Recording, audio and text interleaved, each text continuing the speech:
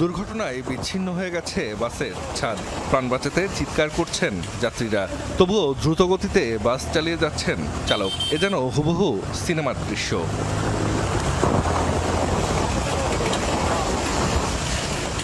বৃহস্পতিবার রাতে ভয়াবহ এই পরিস্থিতির মুখোমুখি হন রাজধানী থেকে বরিশালগামী একটি বাসের যাত্রীরা। ভাগ্যক্রমে প্রাণে বেঁচে গেছেন সবাই।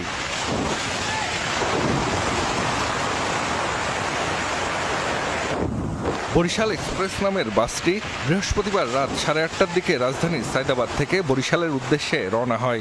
গাড়ি ভর্তি যাত্রী ছিল। তারা জানান, যাত্রা শুরুর ঘণ্টাখানেক পর মুন্সিগঞ্জের শ্রীনগরে ঢাকা মাওয়া এক্সপ্রেসওয়েতে প্রথমে একটি মাইক্রোবাসের সাথে ধাক্কা লাগে বাসটির। এর কিছুক্ষণ পরেই একটি কাভার্ড ভ্যানের সাথে সংঘর্ষে বাসটির ছাদ উড়ে যায়। তারপরও না থামিয়ে দ্রুতগতিতে গাড়ি চালাতে থাকে চালক। অন্তত 5 কিলোমিটার এভাবেই যাওয়ার পর গতি কিছুটা কমে এলে যাত্রী ও স্থানীয়দের প্রতিরোধের মুখে বাস থামিয়ে পালিয়ে যায় চালক। আল্লাহ বাঁচাইছে আমাদের, ও লামাই না নিলে মনে হয় ওই টোল প্ল্যাটফর্মটার ভাঙ্গা আমাকে শেষ করবে। খবর পেয়ে ঘটনাস্থলে যায় ফায়ার সার্ভিস।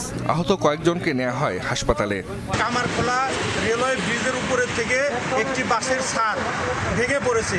সেই ছাদটি ভেঙে পড়তে পড়তে সমস্পুর যাত্রী ছাদের কাছে এসে ছাদটি ভেঙে পড়ে এবং সেই বাসটি ওজন স্টেশন মাওয়া ওজন স্টেশনের কাছে হাইওয়ে পুলিশ আটক করে।